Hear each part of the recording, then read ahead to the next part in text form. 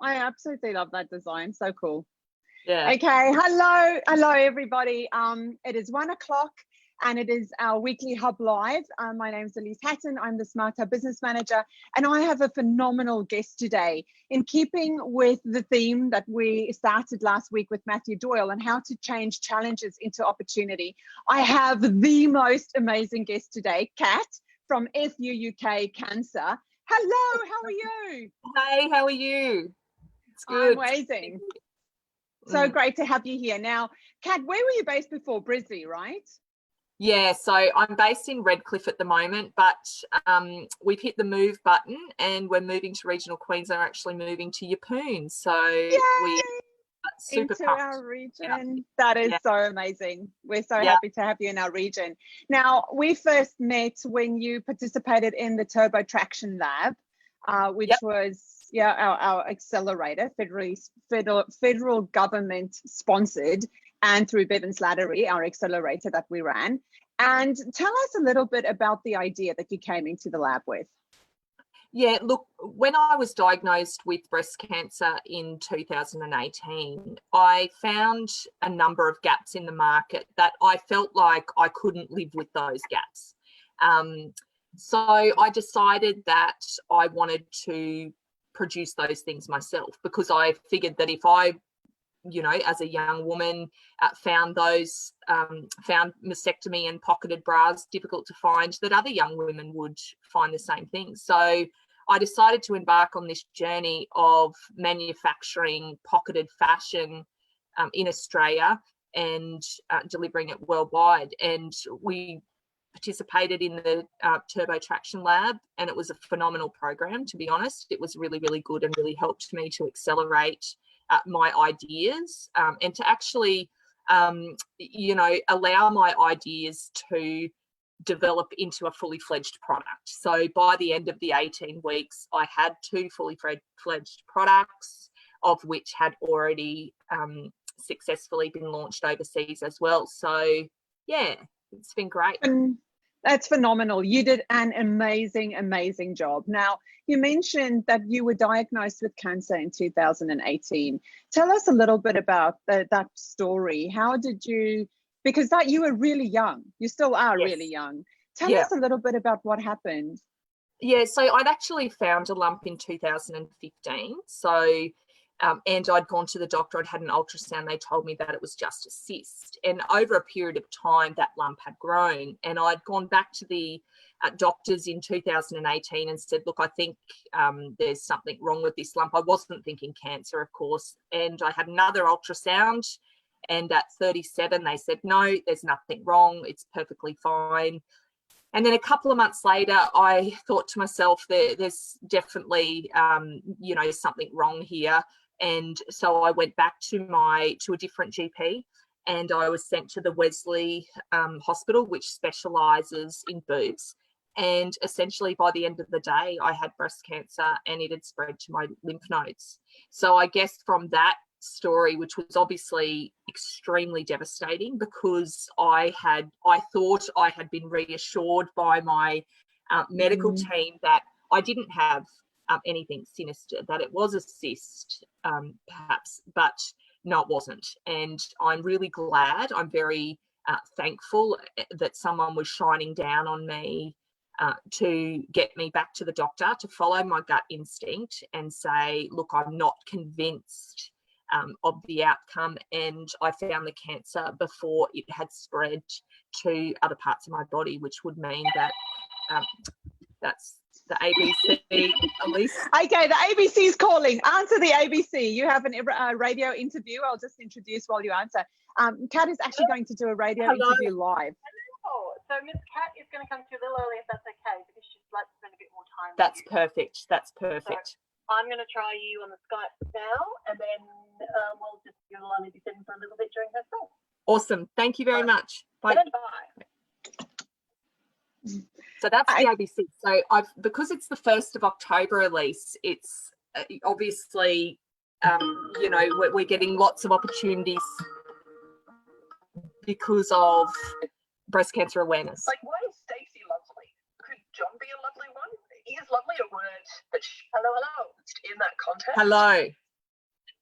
And you are amazing. You won't have video, but you look lovely today. Thank you. There I am. Conversation on news. Can you guys hear me perfectly? But if you know you're real quiet about. Can you hear me perfectly now? That's better. Okay, great. Yep, it's on my phone. Yeah, what I do is turn your video. I'll turn the video off. Against your face. 1-300-222. Is that better? That's 1-300. How about now? Yep, that's perfect.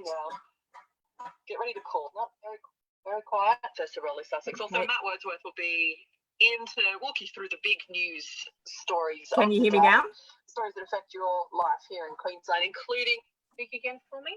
Yep. Can you hear me now? What is it that you need to know about travel across the border? Hello? Coming in to Queensland from New South Wales. Can't hear you very well at all. Can you hear me now?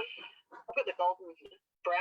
Very, very softly. Safely now. Okay, hang on. It's a great song. Let me try and figure out if it's something on our end. What movie is this song in? Could it be my connectivity? Text me if you can remember. 0467922612. Is it Snatch? Try again. Hello, can you hear me now? No, I can barely hear you. We might have to go by phone. Katrina? Okay, that's fine. Do you want to try me on the phone? Okay, perfect. Okay, so while they're ringing, let me just quickly let everyone know what's happening. So Katrina has a radio interview with the ABC, and that radio interview we thought would be cool to have as part of our HubLive. And then after, we'll have a little chat about how to get on the radio or how to get media attention. They were meant to call at 1:15, but they're early, and that's why we haven't introduced it yet. But that's okay. We'll just roll with it. So why not? Yes. Okay. So you have your phone with you, right? Yes. So they're calling me on my phone. Okay. Perfect. So we'll be able to hear the interview and hear what they're talking about and how it all rolls out. And how important it is to be, I guess, ready and connect with the right people. The Catherine Feeney show's a really great show. She's a young woman. It really matches, I guess, my target audience in terms of being able to connect with those breast cancer patients. Here we go. Hello, how are you? That's better. That's nice and clear. Awesome. So, you're not on hands-free or on a headphones? No, I'm not. Glorious. I wonder what happened there. I reckon that's it could be my connectivity. I'm out in the country at the moment, so I'm in paradise. I'm in Yeppoon. So there you go. It's the country paradise. Well, absolutely. Beautiful for me. Okay. Thank you. Awesome. I'll whack you through her. She's got about 1:20 left on this song. Okay, perfect. Okay. Okay, so are we able to speak for that 1:20? Do you think? I think so. We'll wait until Kat comes back on. So this is my target audience, I guess, in terms of being able to connect with younger women, because as you mentioned before, when I was diagnosed with breast cancer, I was 37 years old, which is very, very young. But unfortunately, between the ages of 40 and 49, we have 20% of breast cancers are diagnosed in that age group in Australia. So, that's enough. And, we desperately want the cure, because we also tend to find that those that are diagnosed at a younger age have a much more difficult prognosis. So their treatment is longer, and more often than not, they catch it later. So it's super important to connect with this kind of audience, one, for the awareness, but also for my business, and to grow my business. On ABC Radio. I love that song. It could be a mind of like a gothic merry-go-round. Okay, so we're just waiting. She's going to interview any minute now. So I think it'll be good if we just prepare ourselves for that. I knew it was in a movie, at least one. It was in Guy Ritchie's Snatch. That was the movie that I was thinking of. But thank you very much for your very clever.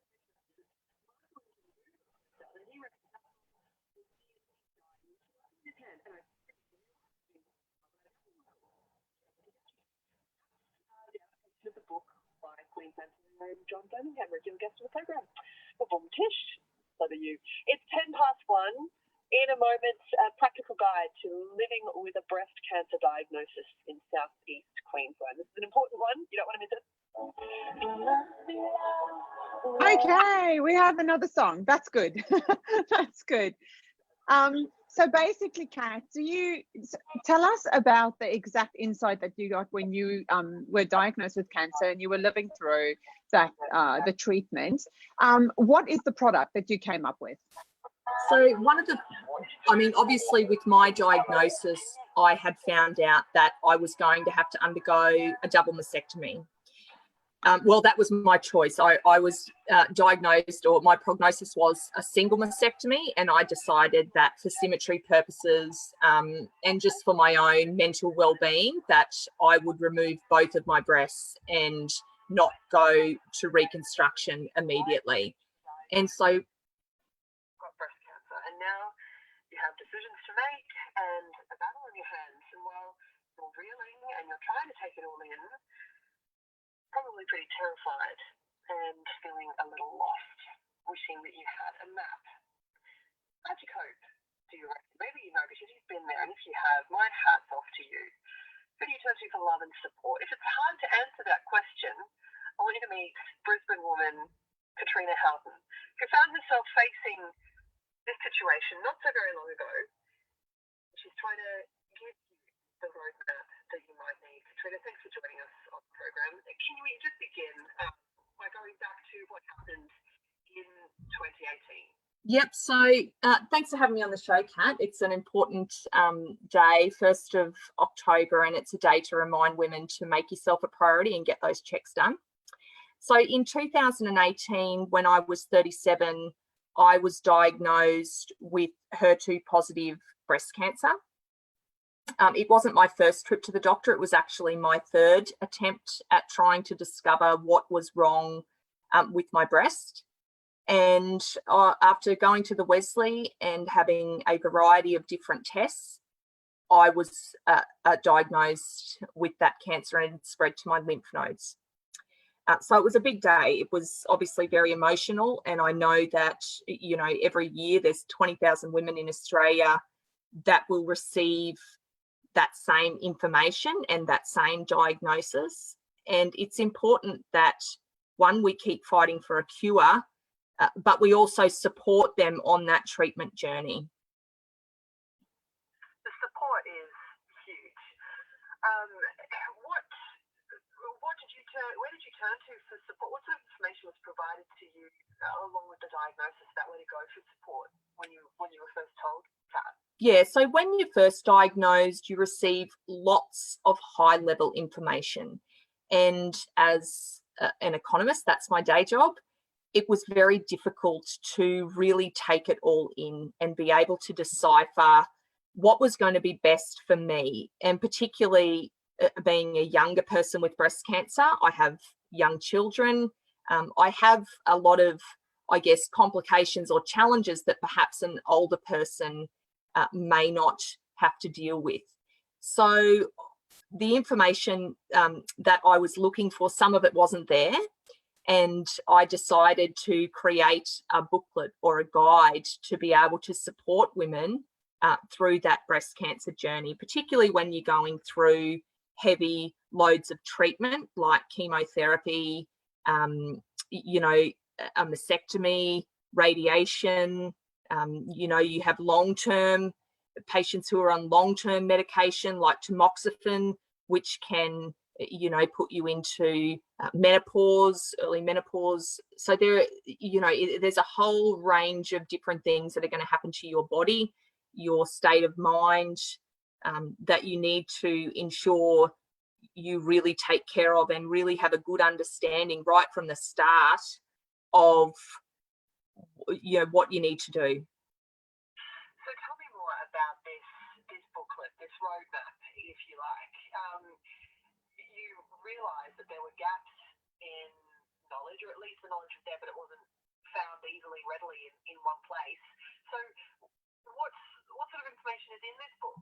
So there's information in the breast cancer pocket guide about should I choose a double mastectomy? How do I feel about taking tamoxifen? Why would I need a massage going through treatment? What are some dietitians' tips to staying healthy and strong? How important is exercise during your treatment? All of those sorts of things. So there's a range of different professionals, researchers, doctors, surgeons that have provided so much great information, but it's all in one place. So you don't necessarily have to go searching for it, because when you're a cancer patient, Google is not your best friend.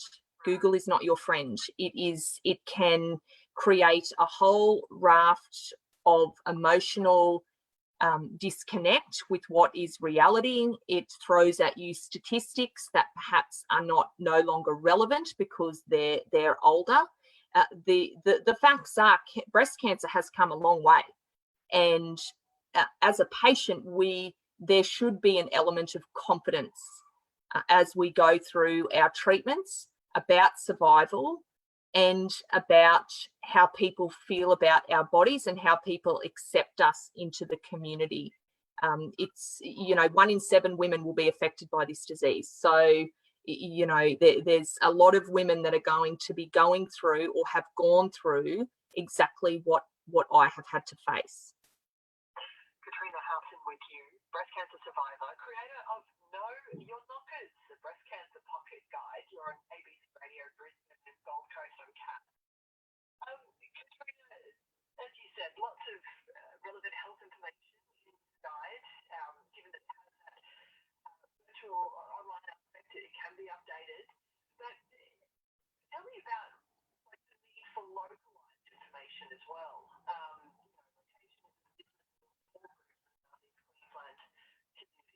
That kind of information included too? Yeah, it is. And it's a really good point, because for example, when you start losing your hair, knowing where to find a wig or a really great, hat or scarf is really comforting. And being able to go shopping and find those things for yourself is a real comfort. And I know with finding mastectomy swimwear, bras, we have some excellent resources throughout the whole of Queensland that provide these things for women. And it gives those businesses the opportunity to connect directly with their customer, but also to be able to showcase the support that they're giving women. A lot of these women that have set up businesses are breast cancer survivors. They get it. They want to help people. They understand the, complications, the, emotional difficulty of some of these things, and, they're there to support you. So it's been really important for me to connect local businesses directly with those patients in those areas so they can find the support that they need. In so many ways, the types of businesses reflect the extraordinary impact that it has on life. Businesses selling products or services that you wouldn't even think about, know about, or understand prior to a breast cancer diagnosis. I mean, the big dump of information that you have to come to terms with, I'm sure, as someone who receives a diagnosis, it just must be completely overwhelming. From a medical point of view, it's like you have to learn another language. Yes. Let alone, finding out what a tattooist who specializes in breast aesthetics is all about. Like, it's such a big spectrum, isn't it? Yeah. Exactly. And you really, at the start, you don't know what you want. I mean, when I was diagnosed, 4 days later, I was sitting in a chair having chemotherapy. 10 days later, I lost my hair. So you go from a full-time working woman to suddenly I've got breast cancer, to suddenly I'm sitting in a chair in the middle of a hospital with a lot of other young women, which was really frightening because, I thought I was a special case, I guess, but I'm not. And young women were everywhere. And that really surprised me, and it made me wonder, how do they get through? Because often the younger woman, you still have to go home and cook the dinner for the kids. You've got to get the lunch boxes ready the next morning for school. You've got to keep as much normality in that house as you possibly can to avoid everyone falling apart.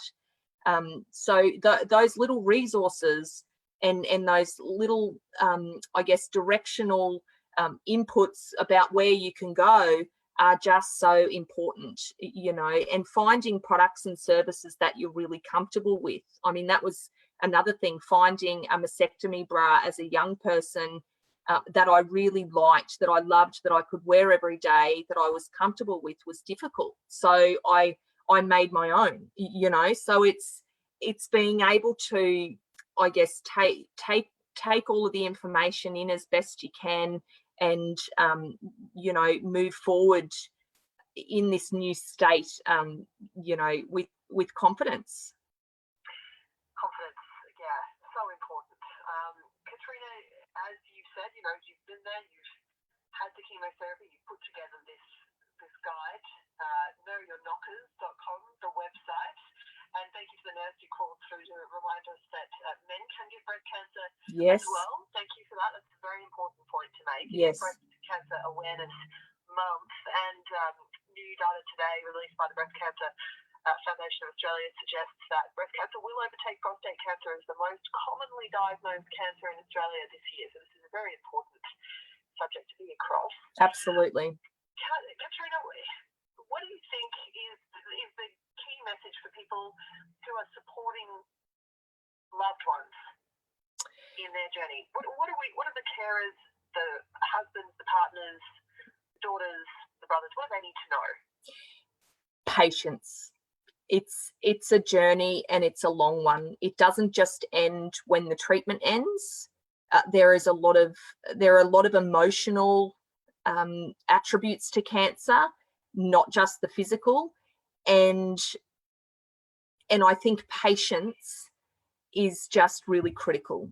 I really think that's the one thing. I've been very lucky. My husband has been very patient. My mum has been very patient, but it's an emotional journey, particularly when you're going through chemo, because it's almost, for me, it was almost like an out-of-body experience, and I found it extremely difficult. So it's having patience during that time, and understanding that this isn't necessarily, you know, this is a small blip of time. It's not forever, and just continually remembering that. But also, as I say, this cancer is for it's the long term. It's a long journey, and it takes a long time to recover, both physically, but also, most importantly, mentally. So how are you compared to that day in 2018 now, Katrina? Look, I feel positive about the future. I feel like in the breast cancer world, there is a lot going on, and a lot of people doing a lot of work to save women's lives, and I feel confident about that.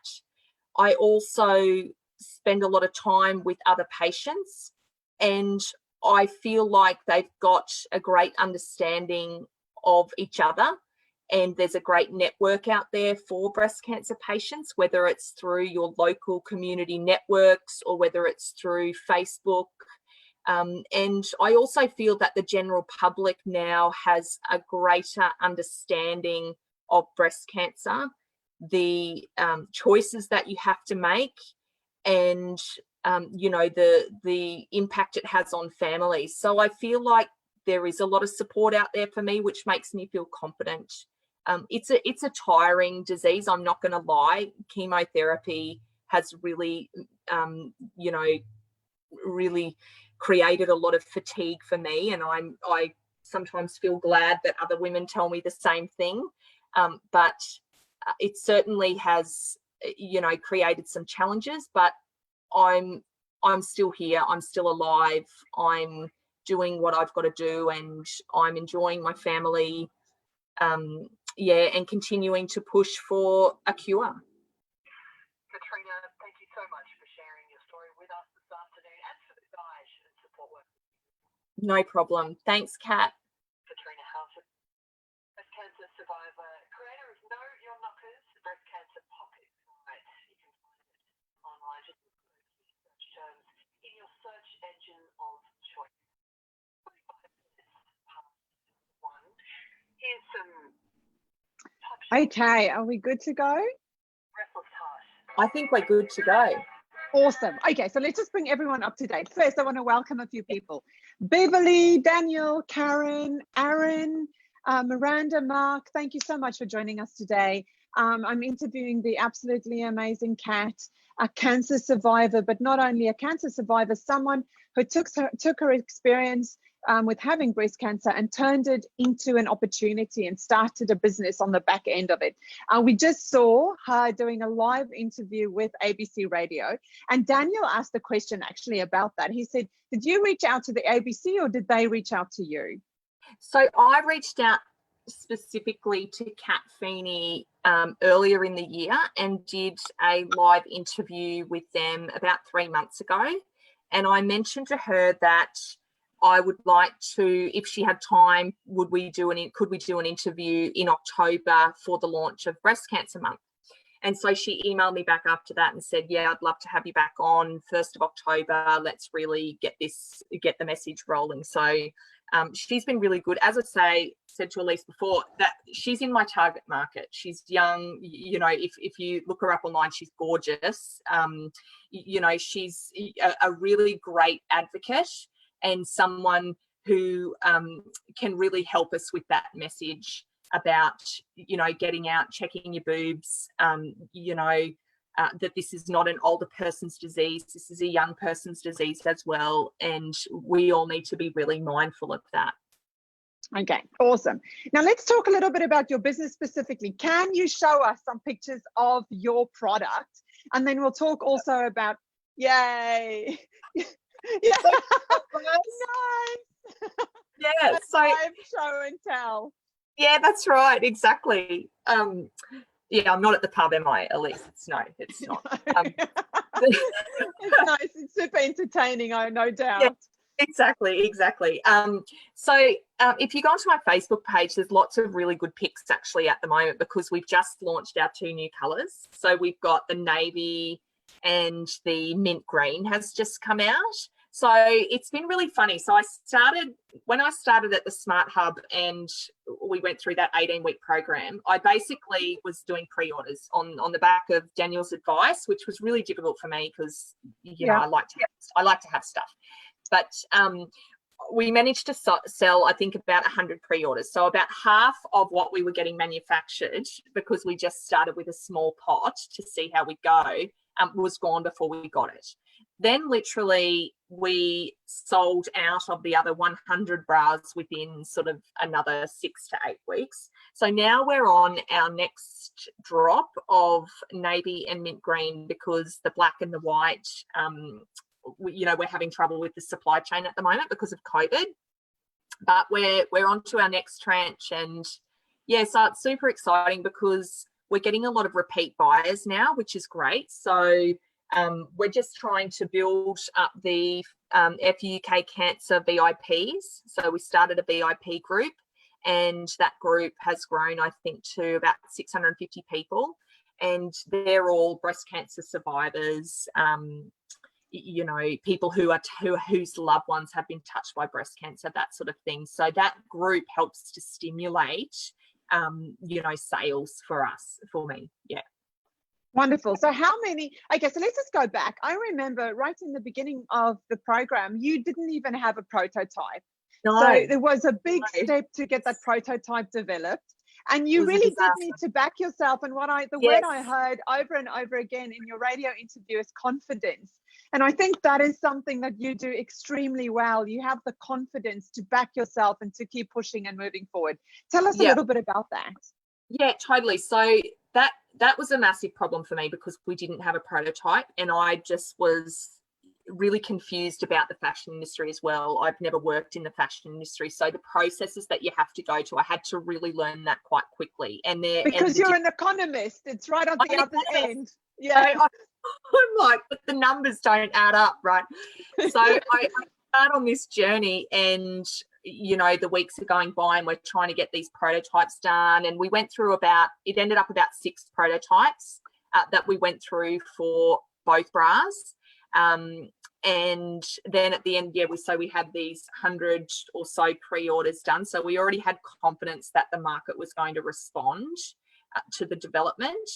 And then, yeah, so we got the prototype by about week 12 or 13 in the 18-week program. So it was fast, like, and that's one thing that I would say that I've probably done better than perhaps other people that I see on the same sort of trajectory, is that I moved a lot quicker, and I still am sort of moving at that pace, which is, yeah, has its own challenges, but at least I know I have the confidence to know that yes, that product's going to make it, or no, that product's not going to make it.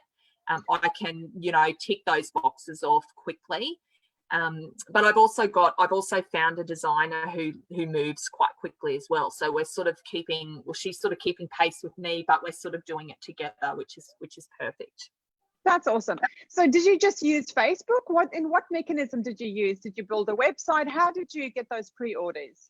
Yeah, so the first thing we did was built the Facebook community. So the FUK Cancer VIPs, I went through all the breast cancer communities. So there's a lot of communities that you can find online for your particular business or area, you know, whether it's if you're creating a food product, restaurants, or whatever it might be. So mine is the breast cancer community. So I tapped into as many of those as I possibly could, even ones that didn't really want me there. I did my best to sort of crack in and to grow that VIP group. And then I offered prizes if you would share my group and things like this. And then so that grew to sort of, you know, that 500 mark. But I've just done most of my marketing through Facebook and Instagram. That's been it. It's all through socials. And I think that's how I'm going to connect with my customer the best. You know, when you're going through a cancer diagnosis and you're on that treatment journey, you do spend a lot of time online because you're either not working or you're just looking for stuff to comfort you, to make sure you know that, well, I know I can find bras when I get my mastectomy, or I know I can find a wig when my hair falls out, or whatever it might be. So it's very comforting. So it's that social media and channels that I tend to get the best results from. That's excellent. Hey, Toby, thank you so much for joining us. So Kat, in the journey that you went from being diagnosed to experiencing the challenge of going through treatment, through coming out the other end, and then starting a business which overlapped that cancer treatment journey, can you share with us maybe the 2, 3, or 4 really important lessons that you learned that you would like to pass it forward and say, if I was back then, I wish someone told me these things? Well, I was lucky. Because being in that Smart Hub environment, a lot of people were giving me that advice prior to me really making mistakes. One thing I would say is that you need to follow your gut instinct a little bit more maybe than what I did, and that's particularly with regards to my prototypes. So my prototype, when I finally had the final prototype for one of my bras, I wasn't completely happy with, but I sent it to market anyway, and that caused me a few headaches. In saying that, I've recovered that, and you know, I've worked through those challenges, but I think sometimes the going fast needs to also be matched with some sensibility and some periods where you stop and reflect. You know, so I think it's great to move as fast as you can, because I think that's how you get results quickly, and I think that's how you make discoveries quickly. But you also need to couple that with some times where you just sit back and go, am I 100% okay? You know, am I really comfortable with what I'm sending out, or what I'm doing, or how I'm delivering this? I think that's really important. And the other thing is, sometimes I find myself second guessing things like, oh, should I put that photo on? I don't really like that photo, or people won't listen to that video. Or I think you just got to do it. You know, I think having that confidence to go, you know, I think yesterday for my video that is going on Facebook tonight, I think I did maybe 11 or 12 cuts, and there were points where I was like, you know, and really, if you went back through them, 9 out of 10 would have been fine. But yeah, I just was getting bogged down in detail. And I think you can waste a bucket load of time getting bogged down in the detail. Yeah. So now, how do you balance being a mum, having a career, looking after yourself, and running a business? Yeah, that's the million-dollar question, isn't it, Elise? For any working mother, really. Look, I thrive on going fast. I thrive on doing lots of things. That's who I am. I've even going through the cancer journey, and I work with a psychologist through that journey, and she would say, and I would say, I need to learn how to slow down. And she'd say, well, you also need to remember who you are. You know, you can't, yes, you probably need to, relax a little bit more, learn how to relax a little bit more. But at the end of the day, you are someone who is going to take on lots of things. And I have a lot of fun doing it. So if I'm not having fun doing it, whether it be my job, FUK cancer, any of those sorts of things, well, I wouldn't do it. So I really sort of question, I constantly revisit the things that I've chosen in my life and chosen to do, and I'll constantly revisit them and say, am I happy here? Is this what I want to do? Do I get excitement from this, or is this very draining? And at the moment, the answer to all of those things is I love it. I really enjoy what I'm doing. I enjoy giving back. I don't get stressed by, I get a lot of patients come to me for advice or information. I don't get stressed by that. That's not something I carry, that's not a weight I carry around. So the hardest thing for me is I want everything now. I've got 4 other products about to be released, and I am just itching to get them out and on the market, but the market at the moment isn't necessarily conducive to going as fast as you want. Yeah. So if people want to know more about what you do, the booklet that you mentioned on the ABC radio, any of your mastectomy bra products and the new products that you're about to launch, tell us, how can they get in contact?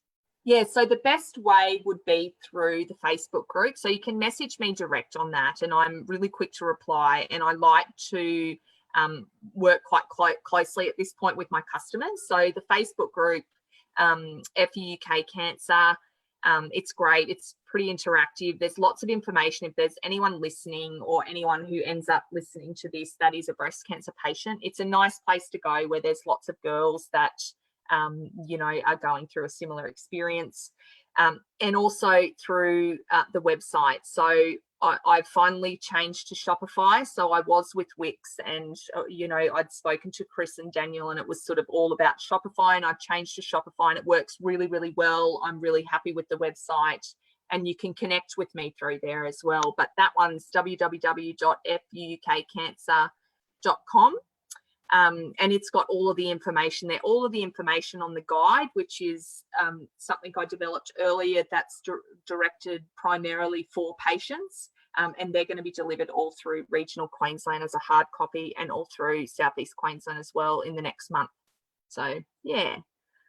Oh, wonderful, wonderful, wonderful. Yeah. Kat, you are an absolute inspiration, taking what has obviously been extremely challenging and turning it into a great opportunity, and also making the lives of other people who are going through similar challenges so much better, really adding value to the world. It's been an absolute pleasure talking to you this afternoon. Oh, yeah, it is this afternoon. Thank you so much for sharing our journey, and we look forward to seeing a whole lot more of you at the Smart Hub very soon, very, very soon. So awesome. Thanks again, and thank you so much for joining us, and join us again next Thursday at 1 o'clock for HubLive. See you then. Thanks, guys.